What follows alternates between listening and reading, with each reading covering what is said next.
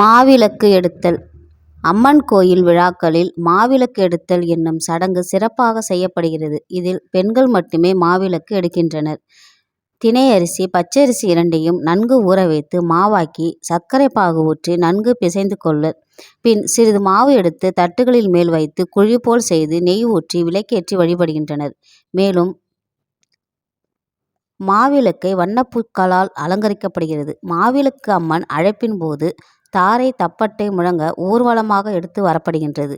பொதுவாக ஏதேனும் வேண்டுதல்களுக்காக மாவிளக்கு எடுப்பதாக வேண்டிக் கொள்வர்.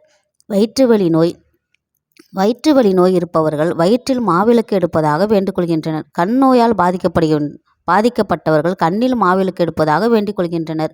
மாவிளக்கு எடுப்பது என்பது பல்வேறு வேண்டுதல்களுக்காக இருந்தாலும் மாவிளக்கு செய்யப்படும் மாவு அந்த ஆண்டில் விளைந்த புது நெல்லில் தயார் செய்யப்பட்டு இறைவனுக்கு காணிக்கையாக்கப்படுவதையே நோக்கமாக கொண்டு எழுந்த சடங்காக பின்பற்றப்படுகிறது.